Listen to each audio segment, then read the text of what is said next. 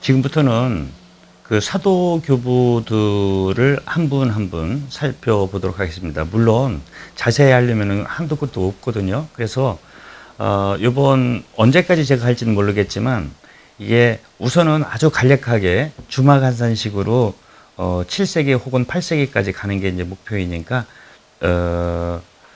여기 이제 시즌 1이라고 한다면은 시즌 1에서는 이제 훑어보는 식으로 하고 시즌 2가 만약에 되게 되면은 좀 더 자세히 이렇게 알아보도록 하겠습니다. 그러면 사도교부들 중에서 가장 첫 번째로 로마의 클레멘스 교황님에 대해서 알아보도록 하겠습니다. 로마의 클레멘스 교황은 베드로, 리노, 클레투스 그 다음 교황이에요. 양반이 교황직에 오른 것은 한 90년경으로 추정하고 있습니다. 베드로 사도가 67년 정도에 돌아가셨다고 보통 이야기를 하고 있는데요.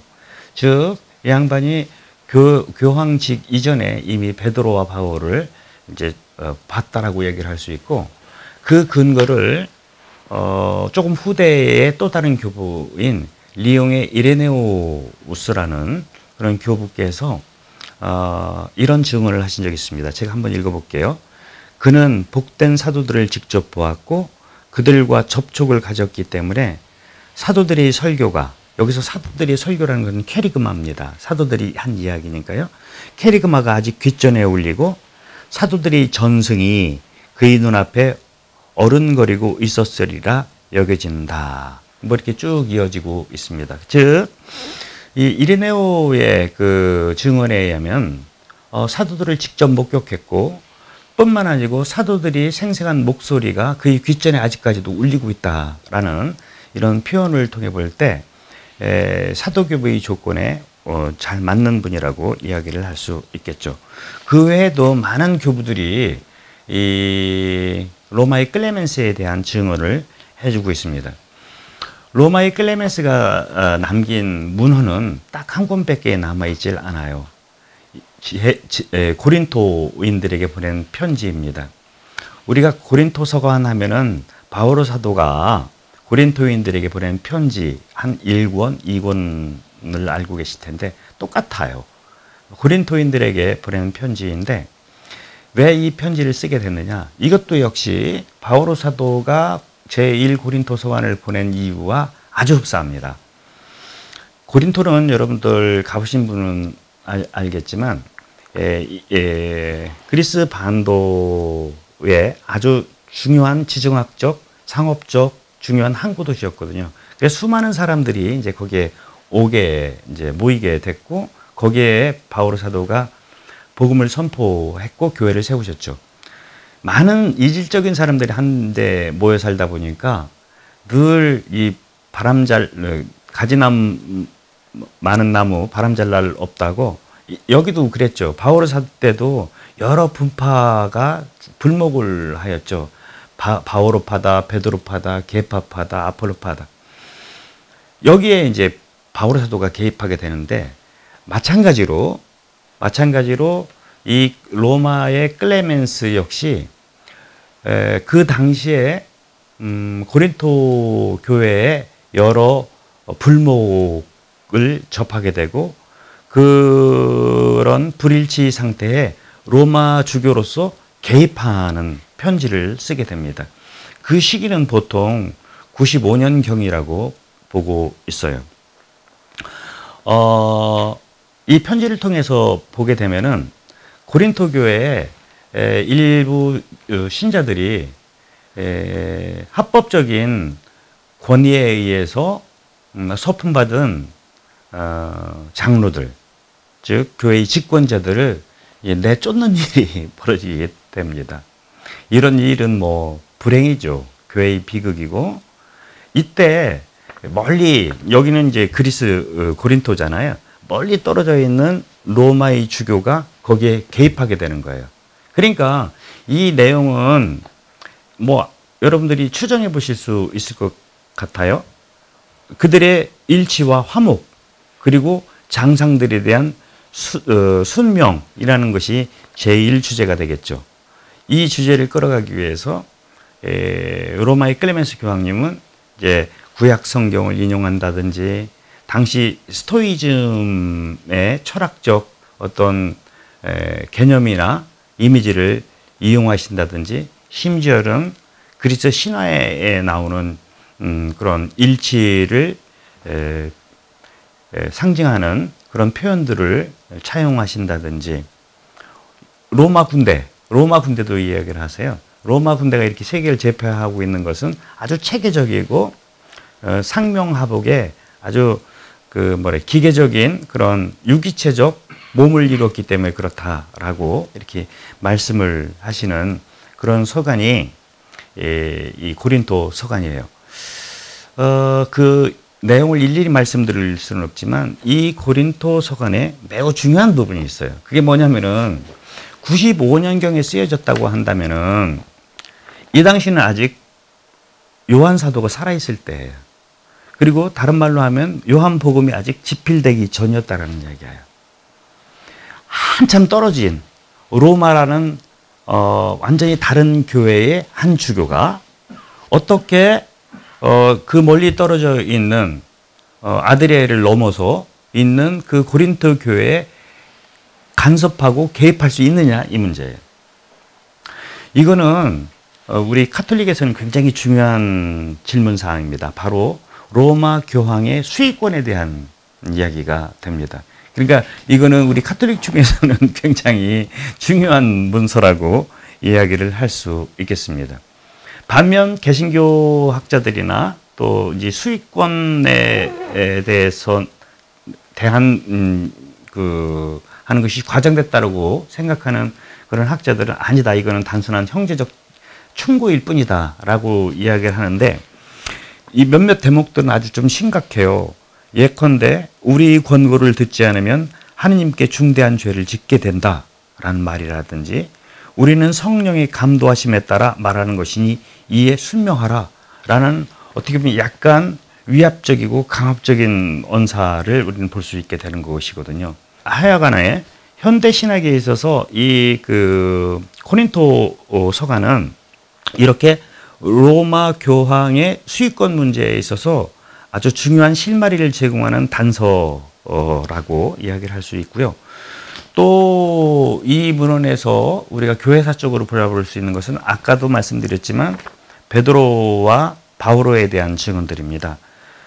사도행전을 보게 되면은 베드로와 바오로가 로마에서 어떤 일을 했는지는 나오고 있지는 않거든요. 그런데 이 고린도 서간을 보게 되면은 이제 그 두 분 사도들에 대한 정보가 있다라고 이야기를 할 수 있겠습니다. 다음으로 이제 중요한 또 문헌을 보자면은 안티오키아의 이냐시오 주교님입니다. 안티오키아의 이냐시오 주교님은 베드로 다음에 주교였던 에보디오 주교가 있는데 그 다음 주교예요. 그러니까 여러분, 안티오키아가 어디예요? 안티오키아는 스테파노가 예루살렘에서 순교를 당하신 다음에 팔레스티나에 있던 그리스도교 신자들이 이제 피난 간 곳이 있죠. 거기가 이제 안티오키아 교회고, 그 안티오키아에서 비로소 사람들은 그리스도인이라는 라고 우리 예수님의 제자들을 그렇게 부르게 되는 아주 중요한 도시죠. 그 안티오키아로부터 바오로 사도와 바르나바가 이제 선교 여행을 떠났던 그런 중요한 도시이죠. 이 도시의 3대 주교였던 것이죠. 어쩌면은 베드로나 바오로에 의해서 안수를 받은 주교님이라고 이야기를 할 수 있습니다. 이분이 박해에 체포를 당하고요. 재판을 받은 결과 맹수형에 취해지게 됩니다. 그래서 107년 혹은 110년경 로마의 콜로세움에서 이제 사자들, 맹수들에게 이제 잡혀 돌아가시는. 그래서 이 양반은 저거가 없어요. 뭐죠? 유해가 있을 수 없죠. 다 잡혀서 이제 순교하시니까요. 이분이 시리아에서 체포됐고 사형운동을 받으신 다음에 로마까지 가서 거기 로마 콜로세움에서 이제 순교를 하시게 되는데, 그 과정에서 그 여정 중에 7통의 편지를 남깁니다. 여러분들, 순교를 앞두고 죽음을 앞두고 쓴 마지막 편지는 어떻겠어요? 이 편지는 여러분들에게 한번 읽어보라고 권고를 드리고 있습니다. 권고를 드리고 싶습니다. 다행히 우리말로 번역이 됐고 이냐시오스의 7편지 이렇게 되어 있는데 분도출판사에서 나왔고요. 이게 굉장히 많아 보이지만 사실은 많지가 않아요. 왜냐하면 이쪽은 그 그리스말 원본이고 이쪽은 한국말로 번역해 놓은 거라 사실 양이 많지가 않습니다. 7통의 편지인데 한 번씩 읽으면 영적 독서로 굉장히 좋겠다라는 말씀을 드립니다. 생생한 사도의 그 신앙 증언이 이제 담겨져 있는 7통의 편지라고 이야기를 할 수 있습니다. 이 7통의 편지는요, 6개의 공동체에 보낸 편지와 하나의 이제 한 인물에게 보낸 편지예요. 시리아에서 잡히신 다음에 순교를 위해서 이제 여행을 하시는데 머무르셨던 데가 어디냐면 스미르나라는 곳이에요. 지금은 터키의 그 서부 해안가에 있는 도시죠. 지금은 이즈미르라고 부르는 곳인데요. 그 스미르라는 곳에 도착하셨는데 한번 생각을 해보세요. 교회에 어른이 오셨다고 하니까 이제 위로차, 격려차, 또 그 주교님께 강복을 받기 위해서 또 한 번이라도 얼굴을 보기 위해서 주변에 있는 거기가 소아시아 지역이거든요. 여기에 있는 많은 교우들이 그 주교님을 보러 오신 거예요.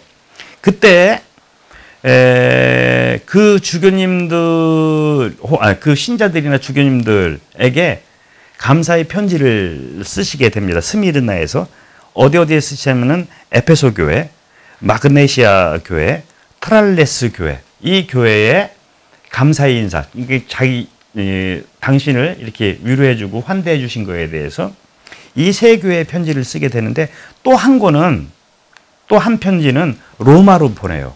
왜 로마로 보내냐게 되냐면은 로마의 이 소식을 이제 들은 결과 로마에 있는 신자들이 이 시리아의 교회의 원로를 이제 구명하기 위해서, 즉 순교당하지 않도록 이제 뒷거래를 하려고 하는 그런 정보를 들었나 봐요. 그러니까 그런 짓 하지 마시라고. 나는 지금 아주 기쁜 마음으로 이 순교에 임할 그런 자세이니 나의 이 기쁨을 이제 막는 방해를 하지 말라는 그런 의도로 이제 편지를 쓰신 게 로마 서간이 되겠습니다. 그러다가 스미르나를 떠나서 트로아스, 여러분 트로이 전쟁 아시죠? 그 트로아스에 가서 또 다른 세 통의 편지를 쓰게 돼요. 그 주변에 있는 필리피와 필라델피아, 그리고 또 하나는 이제 딱 스미르나에서 자신을 환대해줬던 스미르나 교회의 주교였던 성 폴리카르푸스한테 이제 편지를 쓰게 됩니다. 이렇게 7통의 편지가 아직까지 나와 있어요. 이 편지들 하나하나를 다 여러분들에게 소개해 드릴 수는 없겠지만 중요한 몇 가지를 말씀드리자면은 우선 여기서도 로마 교회에 대한 존경심이 다른 교회들과는 상대적으로 더 높게 나타나는 것을 볼 수 있게 됩니다. 예를 들어서 5통의 일반 교회, 에페소, 트랄리아, 마그네시아, 스미르, 이런 교회에 보낸 편지들을 보게 되면은 교회의 원로 주교로서 그들에게 권고하는 내용들이 많아요. 근데 로마 교회에는 그 어조가 상당히 틀립니다. 조금만 읽어볼게요. 여러분의 교회는 로마인들이 지역 안에서, 즉 이 로마 제국 전체 안에서 선도하며 하느님께 합당하고 존경, 흠숭, 성공, 순교를 지니는 복된 교회입니다.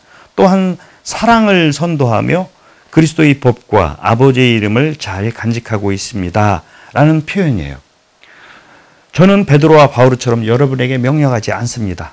저는 그들은 사도이고 나는 죄수일 뿐입니다. 이렇게 어떻게 보면은 로마 교회에 편지를 쓸 때는 다른 교회들과 이제 어감이 완전히 틀리고요. 여기서 선도하다라는 게 이게 라틴 말로는 프레시에데예요. 무슨 뜻이냐면은 앞선다라는 거예요. 모든 교회에 앞선 교회라라고 이야기를 하면서 이건 역시 그 로마 주교의 수익권 신학에 대해서 이야기한 학자들에게서는 굉장히 중요한 본문이 되곤 합니다. 그러나 이건 역시 그거를 반대하는 개신교 학자들이나 또 일부 교부 학자들은 너무 과장된 해석이다라고 이렇게 이야기하기도 합니다. 무엇보다도 이 7통의 편지를 통해서 가장 잘 드러나는 것은 순교 영성이라고 이야기를 할 수 있습니다. 여기서 일일이 제가 다 읽어드릴 수는 없는데 조금만 한번 읽어보겠습니다. 불도 좋고 십자가도 좋고 맹수의 무리도 좋으며 뼈를 비틀고 사지를 찢어도 좋고 팔다리를 자르고 온몸을 난도질해도 좋습니다. 악한 자의 잔인한 형벌도 좋습니다. 다만 제가 예수 그리스도께 갈 수만 있다면 말입니다. 이 세상의 목표도 지상의 모든 왕국도 저에게는 아무 소용이 없습니다. 이 세상 끝까지 다스리는 것보다 그리스도 예수 안에서 죽는 것이 저에게 더 낫습니다. 제가 찾고 있는 것은 우리를 위해 돌아가신 그분이며 제가 원하는 것은 우리를 위해 돌아가신 바로 그분입니다. 이제 출산의 때가 가까워 와 있습니다. 너무 재미있죠? 죽음의 시간이 가까우고 있는데 이 이냐시오 성인은 출산의 때가 가까워 왔다. 이게 라틴 말로는 디에스 나탈리스라고 그래요. 그러니까 이게 뭐냐면 탄생이죠. 탄생의 때, 탄생날. 이때부터 우리 교회는 순교자들이 어떻게 보면 세속인 표현으로는 죽는 날인데 그때부터 우리는 천상탄일이라고 이제 얘기를 하게 됩니다. 여기서 재미난 부분을 한 번만 더 읽어드리도록 하겠습니다. 제가 하느님을 만날 수 있는 이런 기회를 다시는 얻지 못할 것입니다. 여러분이 만일 침묵을 지켜준다면 그보다 더 좋은 일이 없을 것입니다. 그러나 만일 여러분이 저희 60만을 사랑하게 되면 저는 단지 소리에 지나지 않게 될 것입니다. 그러니까 로마에 있는 신자들이 이제 구명하려고 했는데 그거 하지 말아라 이거예요. 이 이냐시오 성인은 비로소 나는 이 예수 그리스도의 순환에 동참하게 되면서 이제 비로소 제자가 됩니다라고 이야기를 하고 있고요. 또 순교를 성체성사와 연결지어서 하는 대목도 아주 인상적입니다. 저를 맹수의 먹이가 되게 버려주십시오. 그것을 통해 제가 하느님을 만날 수 있습니다. 저는 하느님의 밀이니 맹수의 이빨에 갈려서 그리스도의 깨끗한 빵이 될 것입니다. 오히려 맹수들을 유인해서 그들이 저희 무덤이 되게 할 것입니다. 이런 얘기를 하고 있는 거예요. 여러분들 미사 때 예물로 우리가 빵을 봉헌하잖아요. 이 빵이 봉헌이 어떻게 되는 거냐면은 맹수의 미달이 맹수의 그 이빨이라는 맷돌에 갈려서 자기가 이 빵으로 이제 예물 봉헌할 빵으로 만들어서 주님이 제단에 올려야겠다 이런 얘기를 하고 있는 거예요. 양반은 교회를 뭐라고 하냐면은 로쿠스 사크리피치라고 얘기를 해요. 무슨 말이냐? 우리 교회는 그리스도의 제단에서 예수 그리스도의 몸으로 변하기 직전 예물로 바쳐질 그 빵들이 모아 있는 장소다 이런 말씀을 하시고 있습니다. 이 외에도 이제 다른 서강들을 보게 되면은 주로 이 당시에 있었던 두 가지 문제점들에 대해서 많은 얘기를 해요. 첫 번째는 가현론입니다. 가현론이라는 건 뭐냐면은 예수님께서 우리가 똑같은 인간이 아니라는 거예요. 이게 너무 역사상 아이러니죠. 예수님께서 십자가에 돌아가신 이유는 인간인 주제에 하느님 노릇을 했다고 해서 유다인들에게 이제 십자가에 못 박혀 돌아가셨잖아요. 근데 아이러니하게 우리 교회의 제일 첫 번째 이단은 예수님이 인간이 아니라는 거예요. 예수님은 순수 영적 존재로 우리 인간들, 이 육신을 지닌 그래서 뭐냐면은 예수님의 고통은 겉으로만 드러난 고통이다. 이런 얘기를 하는 이단들이 생겨나요. 이것을 가현론이라고 합니다. 뭐냐? 예수님이 드러난 이 현상, 이 모습들은 가짜다. 이런 거예요. 이런 가현론은 영지주의 한 분파인데 나중에 여러분들 이제 공부를 저와 함께 하신다면은 그 영지주의에서 아주 깊이 이제 보게 될 겁니다. 어쨌거나 이런 영지주의의 주장을 반박하기 위해서 이런 말씀을 하시는데 이건 굉장히 중요해요. 어떤 이들은 사악한 속임수로 늘 그 이름을 지니고 다니면서 뭐 이렇게 쭉 나오는데요. 여러분은 이런 자들을 맹수인 듯 피해야 합니다. 이게 누구냐면 이제 가룟론자들이에요. 그들은 사람을 남몰래 무는 미친 개들이기 때문입니다. 그들은 고치기 어려운 사람이니 숫째 그들을 피하십시오. 이렇게 이야기하면서 자기가 믿고 있는 예수님에 대해서 고백을 해요. 육신을 지닌 의사도 한 분이요, 신령한 의사도 한 분입니다. 예수님을 의사라고 보는데 하나는 육신의 의사, 또 하나는 영적인 의사. 예수님은 한 분인데 예수님은 육적이기도 하고 영적이기도 하다.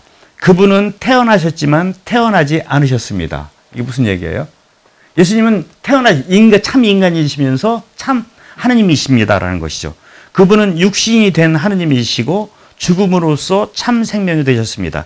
그분은 마리아께로부터 나셨고 또 하느님께로부터도 나셨습니다. 이렇게 이야기를 하고 있는 거예요. 예수님 안에 있는 두 본성, 즉 인성과 신성에 대해서 이렇게 이야기를 하고 있는데 이거를 이제 그리스도론이라고 할 때 이런 그리스도론 후대에 계속 이어지고 있고 이 이냐시오의 이런 고백은 사도들로부터 전해 들은 것이죠. 그 케리그마의 핵심적인 요소고 그 케리그마를 근거로 해서 당시에 그 이단들을 물리쳤던 거예요. 즉 사도교부 시대에는 이렇게 서서히 이단들이 발행하게 되고 이 사도교부들이 문헌을 통해서 초대교회에 있었던 우리 이단들을 볼 수 있게 됩니다. 또 하나 이 안티오키아의 이냐시로를 통해서 우리는 볼 수 있는 것은 유다교회의 결별입니다. 왜냐하면 당시 사람들은 우리 그리스도교를 유다교의 한 분파로 생각을 했던 거예요. 그런데 이 사도교부 시대 때는 아니다. 우리는 전혀 그들과는 다른 사람들이라는 것을 우리 신자들에게 확인시켜야만 했던 거예요. 그래서 이제 많은 내용들이 나오고 있습니다. 예를 들어서 안식일이 아닌 주일을 참여한다든지 화목요일 날 유다인들은 단식을 했거든요. 그것을 우리는 이제 금요일 날로 바꾼다든지 이런 그러니까 유대교와의 결별, 유대교와의 차이점들이 이 안티오키아 이냐시오의 서간을 통해서 이제 드러나게 됩니다. 이처럼 우리가 두 분의 교부들이 문헌을 봤는데 이 문헌을 통해서 우리는 알 수 있는 것은 신약 성경에서 다 밝혀주지 않고 있는 초대교회 사도와 사도 바로 다음 시대의 모습들을 우리는 알 수 있다. 뿐만 아니고 아까도 말씀드렸지만 기록된 캐리그마, 즉 그거를 우리는 성경이라고 하는데 이 기록된 캐리그마는 예수님께서 3년 동안 하셨던 모든 말씀들 다 담을 수가 없어요. 그런 다 담지 못했고 예수님의 말씀을 귀로 들었던 사도들이 또 자신들의 입을 통해 가지고 그 다음 제자들에게 그 캐리그마가 어떻게 전승되는지 전수되는지 이 그 고리를 우리는 이 사도교부 문헌들을 통해서 알 수 있게 됩니다. 이상 두 분의 사도교부들을 봤어요. 그리고 다음 시간에는 나머지 사도교부들 중요한 부분들을 조금 보면서 사도교부를 이제 마감하도록 하겠습니다.